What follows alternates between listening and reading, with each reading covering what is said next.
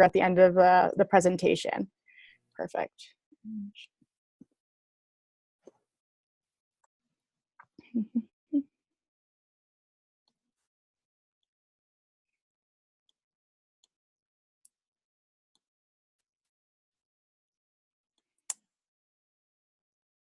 Perfect. I believe you guys can see my screen now, hopefully.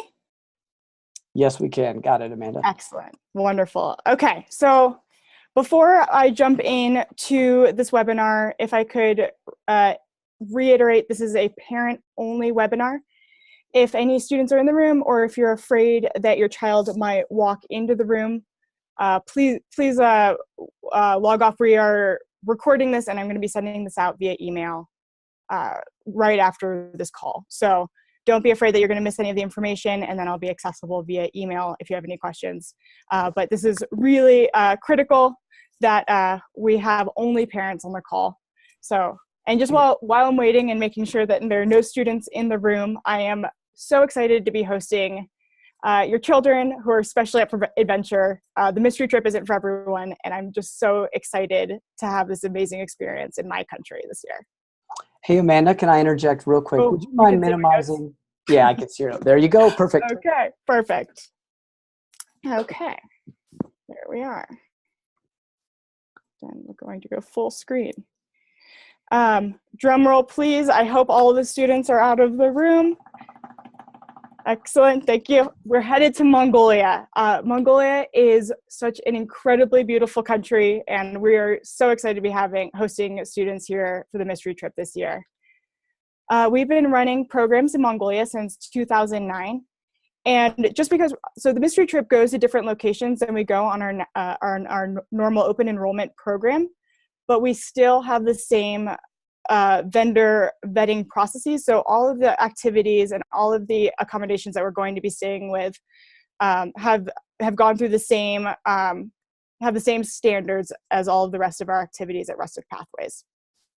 So the first question might be, where is Mongolia?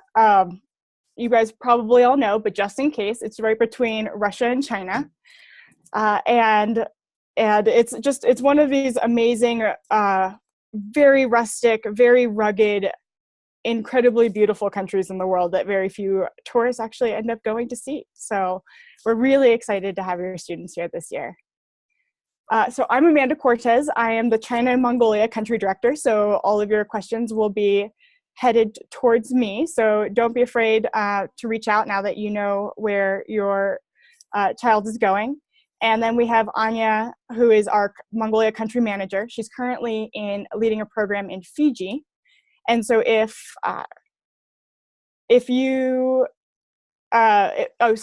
she cannot be on the call today, but she is very excited to be hosting this trip in Mongolia as well. Okay, these words aren't going to necessarily mean anything to you unless you've been to Mongolia before, but just to kind of start it off, our travel logistics. So our group flight is going to be headed from LA to Ulaanbaatar. There is going to be a layover in Beijing. You do not need a Chinese visa to be able to do that layover. And then we're going to have 2 internal round-trip flights from Ulaanbaatar to Dalan Zagab and then Ulaanbaatar to Ulgi. It's going to make more sense now. So Mongolia is actually twice the size of Texas. And so your kids are going to be flying into this top right-hand corner, that red dot, that is Ulaanbaatar. And we're going to be spending 3 days in that area after students get in to kind of acclimate to being in Mongolia. We're going to go visit a national park that's quite close by, make sure that everyone has the right gear and has the right equipment for the program. And then we're going to fly south to the Gobi Desert, and we're going to spend 4 days. So Dalan Zagad is that, or DZ for short, it's easier to say, is that furthest south red dot. And we're going to be heading west into that Gobi area. So we're going to be spending 4 days around the Gobi Desert. We're going to have a quick trip back to Ulaanbaatar, and then we're going to fly right out to Ulgi. Internal flights in Mongolia don't really exist between the different areas. All the internal flights are going from Ulaanbaatar to somewhere else, because there truly just not that many people that are flying around Mongolia. And then we're going to be spending 4 days out in the Ulgi area before we fly back to Ulaanbaatar and have our last day and a half there. We round out the trip in Ulaanbaatar, and students will be flying home from there. And so what does that look like? For our activities, we're going to be having a daily mystery. So once the students find out that they're coming to Mongolia in the airport, that's not going to be the end of the mystery trip. Our program leader is going to be giving clues every night. And so students won't necessarily know exactly what they're doing, but they are going to be trying to guess and try and figure out, like, what exactly are they doing the next day? Like, what could this piece of coal possibly mean, or what does this riddle mean? And so every day is going to continue to be a mystery. So please make sure, if we're sharing some of our activities and things like that, and they're going to be tied into a lot of our clues. So please try to not say anything to your children as much as possible, or throw them off as much as possible. When your kids are in country, we're going to be doing hiking along the sand dunes in the Gobi. We're going to also ride a camel in the Gobi, and then we're going to be holding a golden eagle. I don't know if any of you guys have seen The Golden Eagle Huntress, but it's a really cool documentary about a girl becoming a golden eagle hunter in Mongolia. And so I put the camel riding as optional, meaning it's already covered in the cost of the program.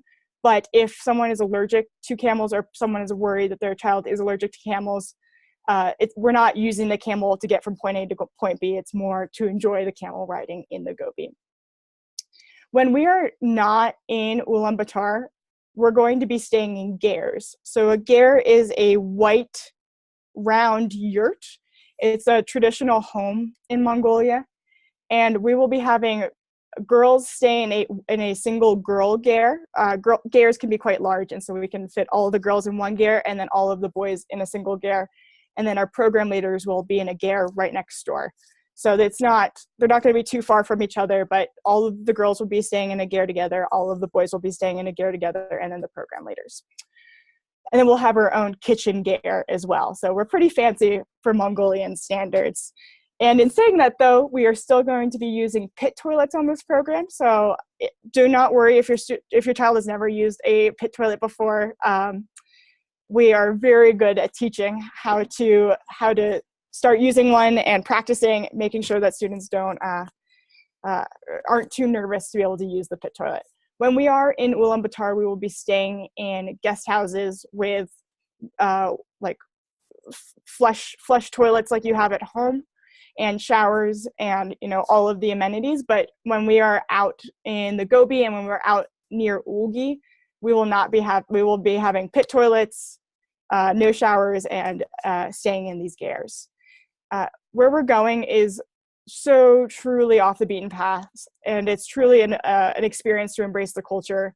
We're staying in these very small communities where a local woman of the town is our cook, and our driver is a guy that drives for he drives the ambulance, he drives the school bus, he drives for us. It's what his profession is driving, but it's definitely a very small and tight-knit communities that we're going to be getting into. Just to be clear, we're not going to be doing any scuba diving, skydiving, or high-risk activities. The activities the risk of the activities that we're going to be doing are in line with the hiking, camel riding, and the holding of the golden eagle. So no high-risk activities on that front. So as I said, we're going to these very, very, very small villages, and students will have very limited access to cell phone service and Wi-Fi.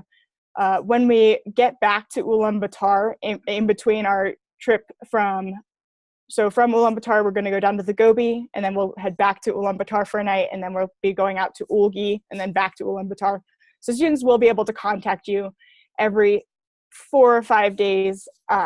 But I have noticed that, especially in Mongolia, because students get caught up and really are just having an amazing time, they don't necessarily always contact home, even if they have Wi-Fi. I will be sending you a safe arrival email and a mid-trip update with pictures and information about the group, and just catching you up about all the newsy stuff that they've seen so far. I'm not going to spoil it and send you too many pictures though, because I know when kids get home, they really want to show you every single photo that they took. If you do need to get in contact with your child for an emergency, I can contact our program leaders because they have a satellite device. And so we can make sure that they can get into cell phone service. It's just a little bit more of a process. And so if there's any a time that you absolutely need to get in contact with your child, I would alert our program leaders and they would make sure that they get into a cell phone service area. Excellent. So visas for USA passport holders, you do not need a visa to travel to Mongolia. If you're from any other country and you're coming to Mongolia and that's your passport you're traveling on, you will probably need a visa.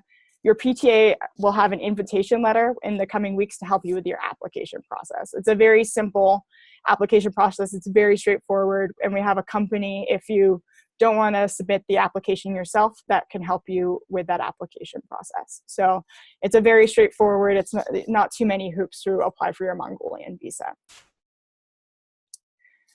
Okay, allergies and dietary restrictions. So if your child is a vegan, let's definitely connect before they are flying over to make sure that they can still enjoy Mongolia.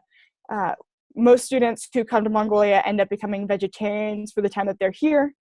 But I really want to make sure that we talk through and make sure that this is an enjoyable process and that everyone is healthy while they're on the program. And if your child has any allergies, please talk with our medical team to make sure that we have all of the important information. I know that I've seen quite a few medical notes coming through, so I really appreciate you guys getting on that early. It really helps us as a team to make sure that we have all of the information and making sure that everyone is really safe. Okay, what's next? So we're going to be sending out a packing list and a bag. This is going to be coming in early May 2018. So that's, next month, early next month. And this is the only trip in which we do this for. So the mystery trip gets, in the bag are going to be some clues. They're not going to be glamorous clues. I'm going to warn you now, I'm in charge of them and I'm going to be trying to throw them off. So please make sure that, try and buy into if they think it's Morocco or if they think it's Australia or if they think it's anywhere else, like oh yeah, maybe it's there. Please play with your students as much as possible to kind of keep up the mystery. I'm going to be sending a packing list. I am planning to put one red herring in the packing list, which is a bathing suit. However, bathing suits can be very stressful or it might be a last minute thing to get. Your student will not need a bathing suit while in country. So if it's going to cause tears or stress, just say, oh, you can wear your t-shirt and shorts or something like that. And they said it on the webinar. So please do not stress about the bathing suit because your students will not be swimming. I just want to put it on there so that they don't immediately get the message that they are, going to Mongolia because they're having to bring a jacket with them as well. Please keep this mystery trip a secret. I know that it's so tempting now that to be able to tell your students, but the biggest feedback that we got from our mystery trip last year, which was our pilot year, were students saying how much they loved that it was a mystery, that they had no idea that they at school can use Google at their fingertips and they can figure everything out and they know exactly what they're doing every day of their lives and how cool it was that they were really able to adventure. So it truly was such a fun aspect of this program. And, if, students come in knowing, then the riddles are going to get easier and, they're going to be able to guess things a lot more quickly. And we really, really want this to be a fully fun and exciting experience. So if you guys have any questions before I start taking questions, I wanted to give you guys the breakdown of the two programs coming. I have to actually use my notes for this one. Sorry, guys. Let's see. So for our first program, we will be having 7 boys. And so the departure on June 13th is going to be 7 boys and 9 girls. And for the departure on June 27th, we'll have 6 boys and 10 girls. That's usually just a question that we get, and everyone is between the ages of 16 to 18 because that's the age minimum that we set for this Rustic Pathways program. And so I'm going to be answering questions, and then we have Dave on the line. If you missed the intro, he is our Director of Safety and Risk Management, so he can just talk about just general safety at Rustic Pathways in general. Good, thank you, Amanda. We did have a couple questions, so let's start Perfect. off there. Can you describe the difference between the mystery trip and other programs that we run in Mongolia? Yes, we do not go to the Gobi Desert at all. And where we're going in Ulgi is not, we're going to two different communities, not that we don't overlap with our Off the Map Mongolia program. And so it's, while we go out west on our Off the Map program, we're not going to be going to that same village that we go with that same program. Great. And can you talk a little bit about when students are going to find out where they're actually going? When is that mystery kind of initially revealed? And can you talk about what that progression is going to look like? Yes, absolutely. So in the airport, we're going to have a grand reveal that they're going to Mongolia, but then every day on the trip, they're not going to necessarily know where they're going. And we're going to give a clue. And so it's going to be a clue about, camel riding, or a clue about sand dunes. And so they're not going to necessarily know exactly what's happening that day, but it's going to be unraveling throughout the program. Does that answer the question, hopefully? Yes, I believe it does. Okay. Another question in regards to logistics. So when will everybody, families in particular, find out when the students need to be in LAX for that connecting flight? What does that arrival look like? We will be the PTAs will be sending out mid next week information about when you need to be in LAX. So we can definitely start sending that information out to you now. Perfect. Yeah. Good. Another question in regards to the weather. What should they expect? And although we're providing the pack and some clues in there, what would you recommend from a weather standpoint, what people should prepare for? We're definitely going to want a rain jacket, a warm jacket, even in the summertime. I'm going to bring like my Patagonia, like fluffy, very warm winter jacket, because at night temperatures can drop in jeans. And then students are mostly going to be wearing some sort of like jean or long pant, and then like a t-shirt. That's generally what we wear during the day in Mongolia. And so it's going to be like, we won't be encouraging leggings for well, I guess guys or girls, unless they're going to put shorts on over top. So a lot of like jeans and like sort of more warm weather items. Excellent. Yeah. Good. We have a couple more questions coming in, but I want to pause here for just a moment and reinforce a couple points from a safety perspective.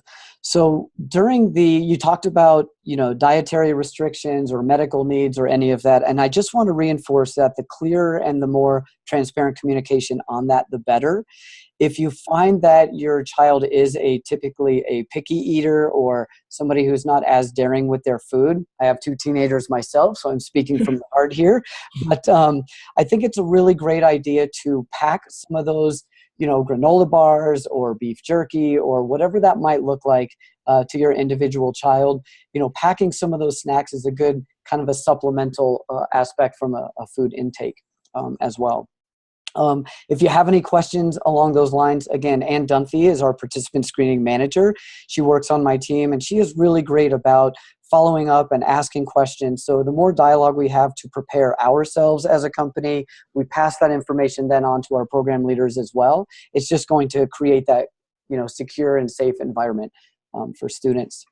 The other is the communication standpoint, and I just want to, again, reinforce that we have satellite devices that our program leaders will be carrying with them. So if you need to get a message out to your child, or if you just want to hear from us, how's everything going, feel free to reach out to your personal travel advisor, your PTA. You could reach out to Amanda or myself as well. So really anybody at the rusticpathways.com email address will work. And we can kind of fill in the gaps of what that looks like, again, if you needed to get any information out to your child. A question came in about Amanda, how can parents help preserve the mystery of this trip? We always get so excited about our children traveling. What can we do as parents to help preserve that mystery? And so we're going to be sending all of these clues. So just try and buy in. And if they're like throwing out different suggestions, you know, you can either buy in, or you can just say, like, I cannot wait for you to come back from this experience. You know, like, try and, you know, you can either obfuscate and try and throw them off as much as possible, which is exactly what I would do. But I know some parents want to, you just have to say, you know, really just buy in and be like, you know, this is going to be so exciting. You have no idea. This is going to be one of those things, like, it's truly, there are so few times in life these days, I feel like, that you don't know what's going on. And so I feel like just saying, like, this is just so exciting. And so trying to keep with that mentality of, you know, the more that they don't know, the more that they're going to get out of it once they get in country. It's going to be really cool. Great. From a basic diet standpoint, can you talk a little bit about what staple foods might look like? What does, you know, breakfast, lunch, and dinner typically look like? Yes. And so in Mongolia is very much a meat, milk based and wheat diet. So it's going to be a lot of mutton, usually it's goat meat. I'm not going to say that Mongolia is the culinary capital of the world by any means, but I really actually do enjoy Mongolian food. Then there is a lot of the yogurts and cheeses, and milk tea. Milk tea is such a cultural it's such a cultural thing. So whenever we go into a ger visiting a new family, everyone's going to be served milk tea, which is like tea with lots of milk in it with a little bit of salt. And so it's really delicious. But you know, if someone really decides that they really or if they're lactose intolerant, you do not have to take the milk tea. Our the people that we work with understand that people have different dietary restrictions. And then we have a lot of things that are made out of flour. So there's a thing called a hushur, which is kind of like a very large empanada filled with meat. And then there are also lots of hand-pulled wheat noodles, which are really good. And so it's going to be not a very veggie-heavy diet. It's a very heavy, meat-heavy diet. When we are in Ulaanbaatar, we'll be able to make sure that students are getting some vegetables when we're not out in remote areas of Mongolia. Did I answer the question? It was just what does the diet look like, Dave? You did. So what if we have vegetarians on the program? You just said that this is a heavy meat kind of a diet. What is your recommendations there, and what are the options? So we buy a lot of snacks before we leave Ulaanbaatar, but then we will also be eating a lot of noodles, a lot of things with vegetables. We can't offer vegetable items that are not to people who are not vegetarians on the program, because we're going to have to be bringing a lot of the vegetables with us as we travel. But we have vegetarians who travel with us in Mongolia every year. The meals are going to be very Mongolian, slightly repetitive, even if you're a meat eater. And so vegetarians just have to be a little bit more flexible and know that they're going to be eating a lot more of the more noodle-esque dishes without any meat in them. And you know, yogurt and cheese and things like that. Great. If there's any more questions on the diet, feel free to enter them here, but also know that you can reach out to us individually after this webinar, and you know, we can give some specifics in relation to what your child may or may not be interested in. So there was a question, I'm happy to take this one, Amanda. There was a question about vaccinations and what requirements are there. So first off, you know, my caveat is we're not a medical company, so we legally cannot give advice on vaccinations, but I can let you know that International SOS and the Centers for Disease Control have great websites, but I'm on their website right now, and it lists for all travelers routine vaccinations. So that includes measles, mumps, rubella, tetanus, chickenpox. Your annual flu shot is what's recommended. Most travelers get hepatitis A and typhoid. And then there's another list with some travelers and talks about the remoteness which includes hepatitis B. So you can refer to both the Rustic Pathways website, and we have a vaccinations page there that will direct you to the CDC website directly. And then with your welcome packet, you will have a membership number to International SOS. International SOS is our emergency medical and evacuation partner, and they are a fantastic resource for not only preparation for travel, but answering these vaccination questions. If your child has specific medications that you may be worried about availability internationally, or what would it look like if medications got lost during travel or something along those lines, please reach out to International SOS. There's no such thing as too many calls to their office. And again, we have a direct line set up with ISOS that you will be able to contact them directly. And that will be all within your pre-departure information as well. Again, you can always reach out to us as well, and we can guide you along in that process. Another question is about altitude. Is altitude an issue, or has it been an issue in Mongolia? Not in the locations that we're going. If we were continuing west there's a national park that is above 8,000 feet, but where we're going in Ulgi, we max out at around 5,000 feet. So if you know that your child does get altitude sickness at a lower altitude than most doctors recommend, then please let us know. But the Ulgi and the surrounding area is at about 5,000 feet. So we're not going to be doing anything too physically strenuous when we first get to higher altitudes. When you're landing in Ulaanbaatar, we're at about 3,000 feet elevation. So, we're going to try and get everyone rested and acclimated before we do anything big or too exhausting. Great. I did respond to a question here, and I just kind of want to reiterate it as well. Mm-hmm. Question about broad spectrum antibiotics, and is that something that we would recommend, or is it a good idea, to bring? That one's a difficult question for us to kind of advocate for, because people are different as individuals. So I would say talking to your travel doctor, talking to your general practitioner, what that would look like for your child as an individual is probably the best way to approach that question.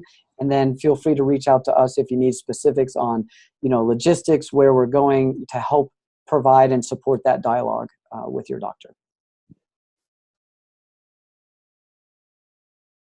And I'm just going to talk a little bit further about, so there are really wonderful clinics right in Ulaanbaatar. There's a really amazing hospital. So if anyone does get sick, Mongolia does actually have a really good medical facilities in that capital. And so if anyone's not feeling well, then, we would be thinking proactively about, adjusting that student's itinerary to make sure that we're getting them that best care possible. Great. Have we had cases, Amanda, of food poisoning in Mongolia?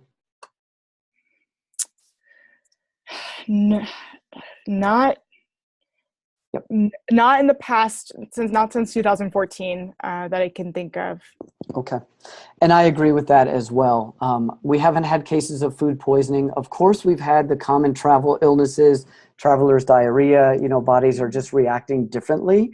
What our process looks like from a company standpoint is, as long as, if your child is experiencing diarrhea, they may have an occasional vomiting or something, as long as that is an isolated symptom and it's not combined with a fever, or it's not escalating and different symptoms are developing, we normally like to watch that, monitor it for about 24 to 36 hours. 24 is really the guideline. If it lasts beyond that point, or again, if there's changing symptoms, that is a trigger for us to seek medical care. But that 24-hour rule is both driven by International SOS and our medical director, because that's the body just reacting again and getting accustomed to the environment. So that 24-hour timeline, as long as we're keeping hydration, as long as we're monitoring and it's not overly causing discomfort for your child, that's what our policy is going to look like. Anything else you wanted to add to that, Amanda? Okay. Amanda, you still with me? Okay, I may have lost her. I'll take this next question about recommended footwear. We always recommend closed-toed shoes. comfortable shoes, those that, you can walk fair amount of distance in. Flip-flops, I don't think would just be appropriate just because of the weather conditions. But also brand new hiking boots are never a good idea. Again, any new type of shoes that are very rigid are just going to be uncomfortable, or if they don't fit right, something along those lines. So if you do find that you are purchasing new footwear for your child, then have them wear these shoes before the program starts, around the house, around the yard, go for simple walks. Again, breaking those shoes in is really the great travel advice and a general rule.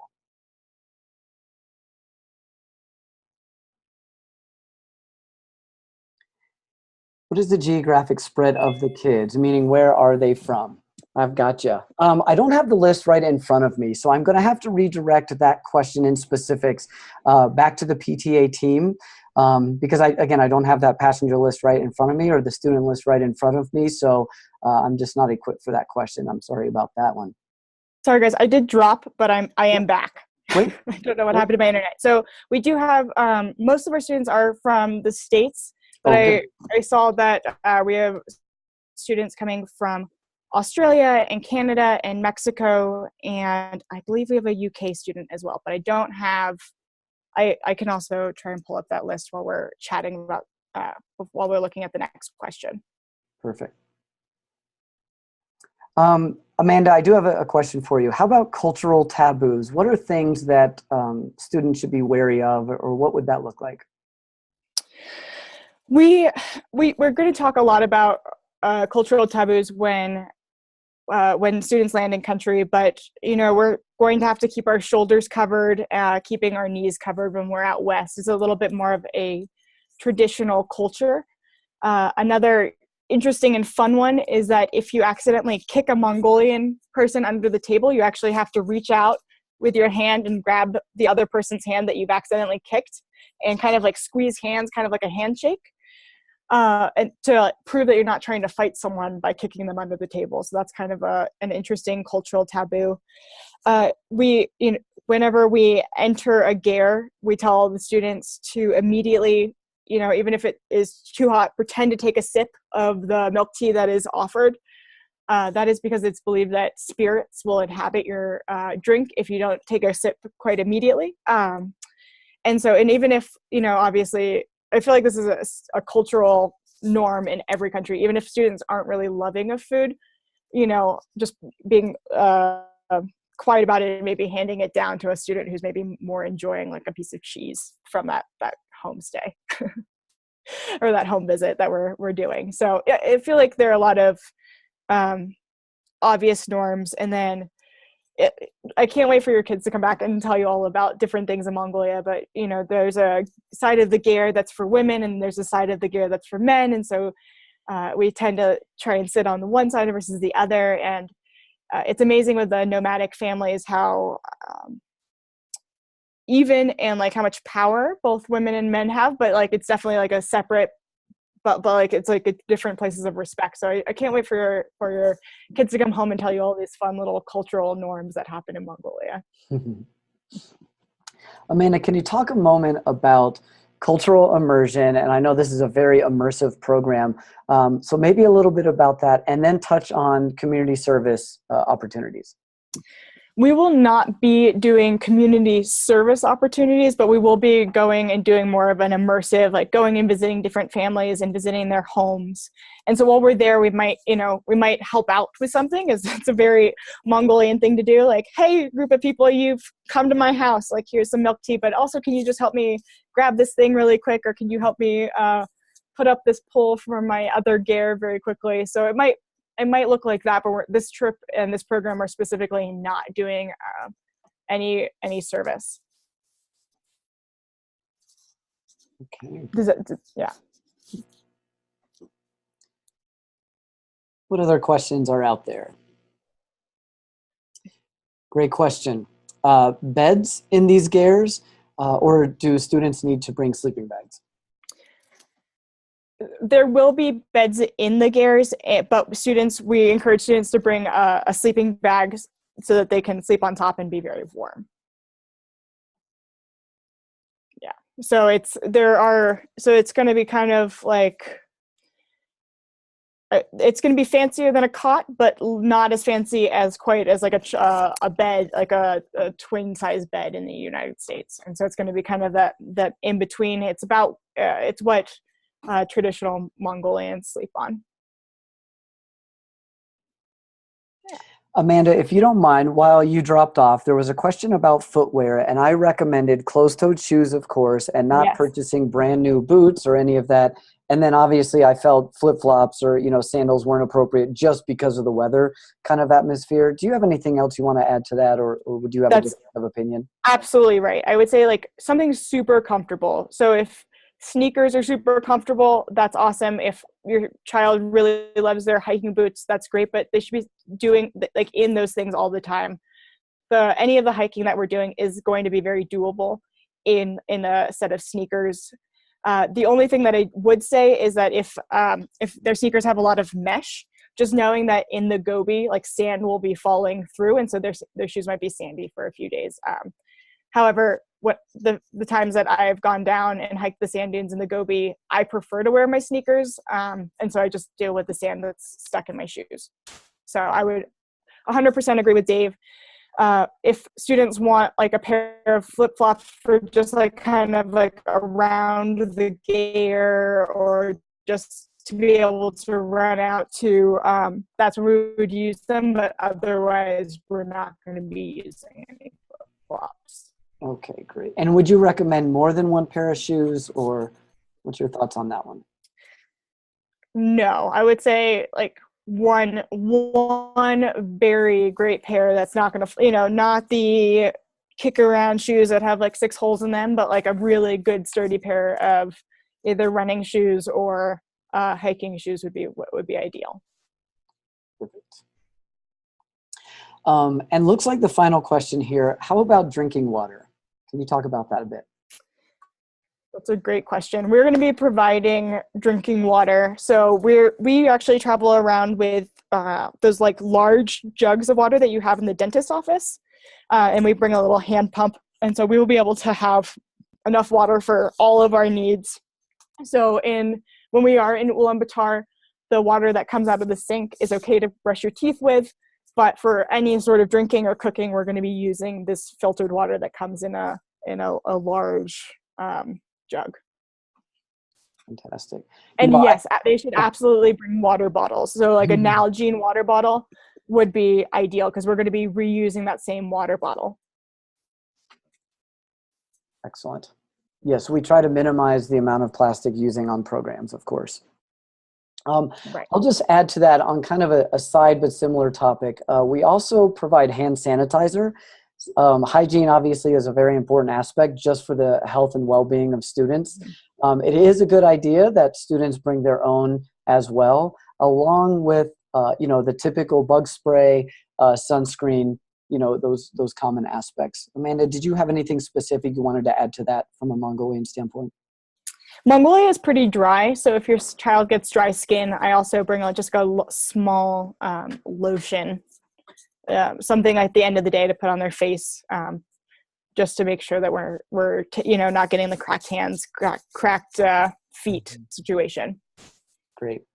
And we do carry very comprehensive medical kits, but it's always a good recommendation, the simple antibiotic cream, some Band-Aids, the simple bare necessities, if you will, just to help keep the, supply from our comprehensive med kit.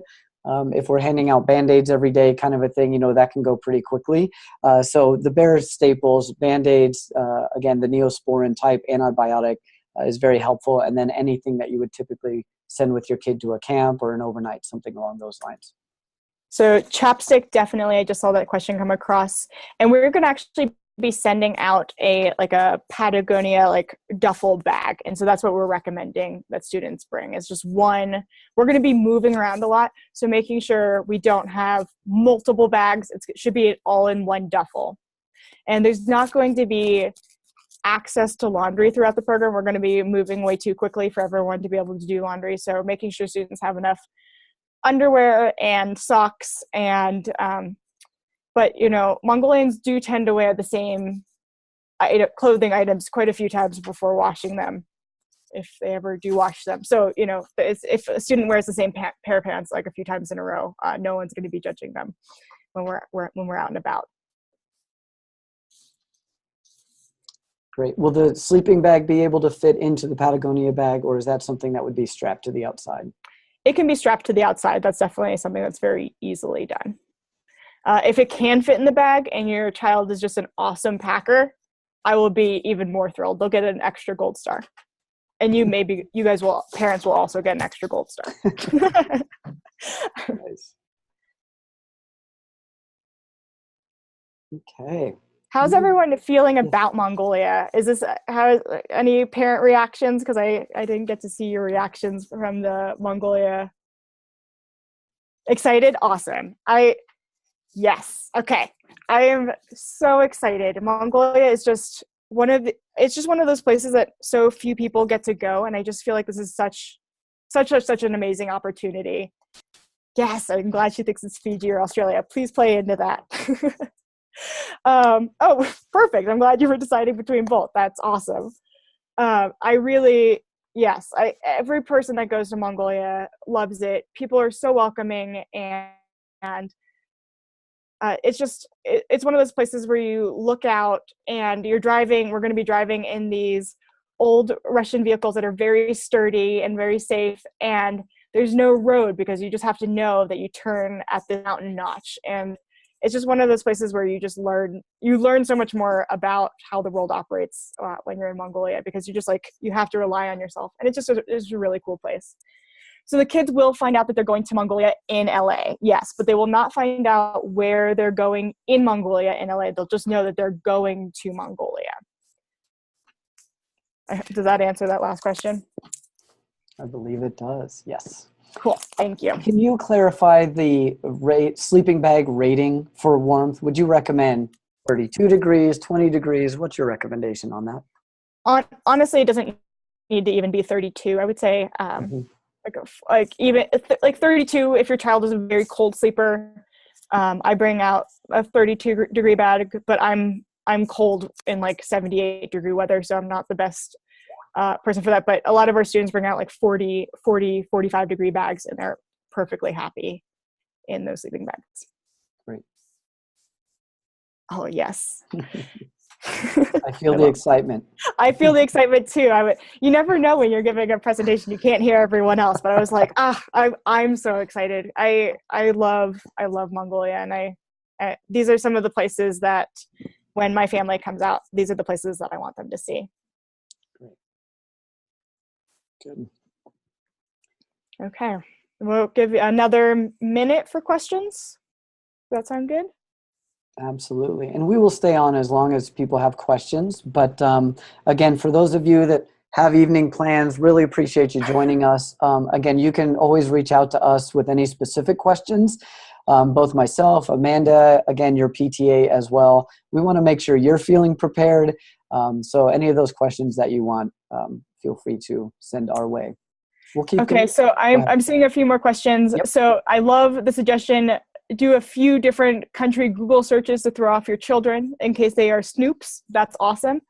You will be expecting the packing list and the bags to come in the first 2 weeks of May. So you should have a full month even before that first program is going out to be able to pack. We're hoping to get them out earlier, but I would say guaranteed in those first 2 weeks of May. I would say a small backpack is ideal. Small backpack is always just nice to have on a plane. It's great to be able to put your water bottle and sunscreen in. I'm a big proponent of the small backpack. However, if your child is super stylish and loves their fanny pack, yeah, awesome. And then, excellent. I'm glad that I answered that question about the boys and girls. Excellent. And they will not have a chance to do laundry. This is going to be a pretty fast-paced program, and the guest houses that we stay in Ulaanbaatar, it's just going to be too quick of a turnaround for all the students to be able to do their laundry. So at Rustic, we hold on to the student passports, and then when they're getting on flights, they'll have to hold that passport for a minute just to prove who they are, and then we recollect them. and then we'll hold on to them, and then we give them back to the students when they're boarding back onto their international flight. So your children will be responsible for holding onto their passports while they're flying over to Mongolia. So making sure that they have a good place to put them, and they always put their passport back in that same spot. We had a student a few years ago. She was wearing boots, like high boots, and she just stuck her passport in her boot and then forgot that she had done that and lost her passport for an hour. So making sure that students are putting their passports in a smart area.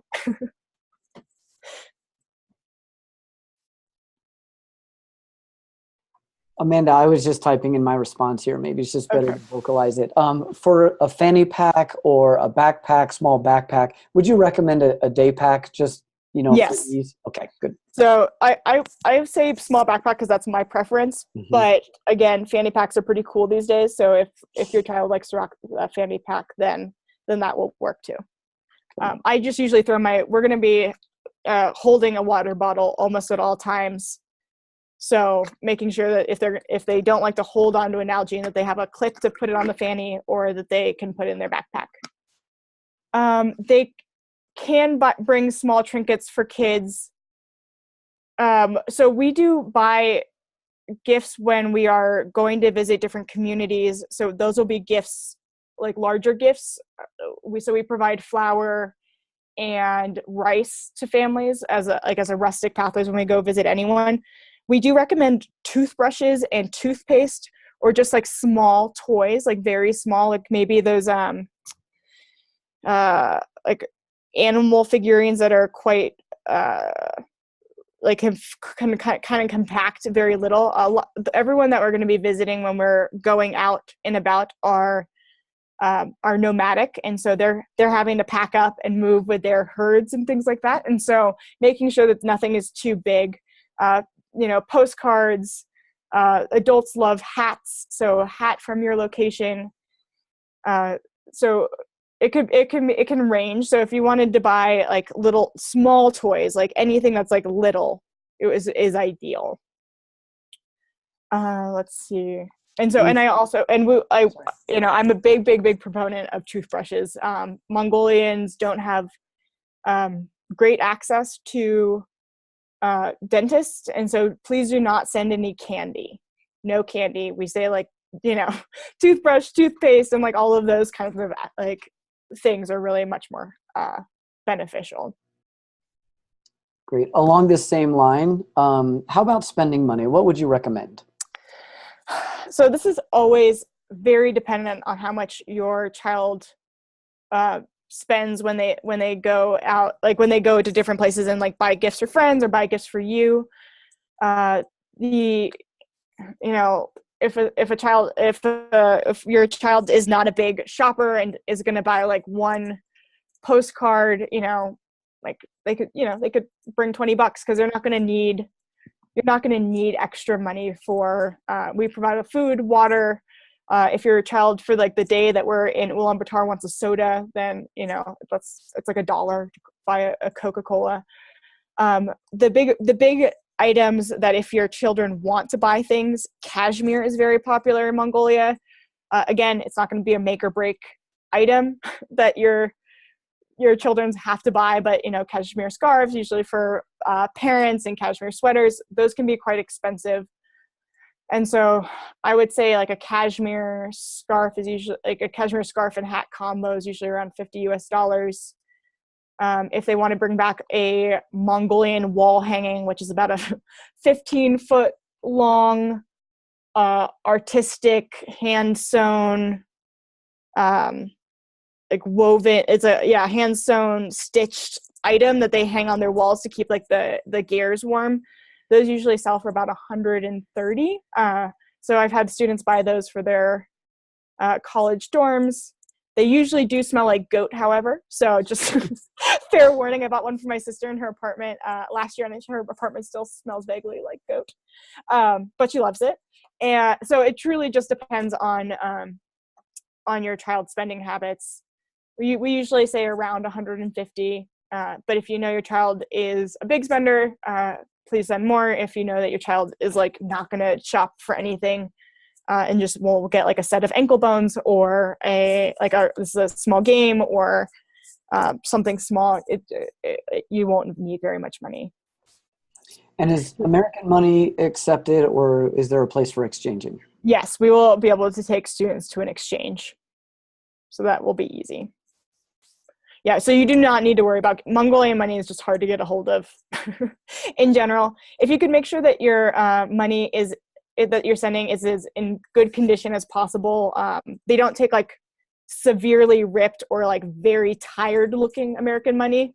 You know what I'm saying? Like when you get that like bill that looks like it's been through the wash like 6 times and like is kind of crumpled and ripped and frayed. They won't let us use that for an exchange, but otherwise they're pretty good at accepting US cash.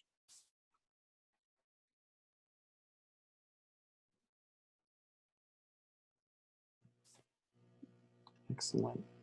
We'll just give it a couple more minutes here. Yeah, these are really great questions. Thank you guys for being so proactive.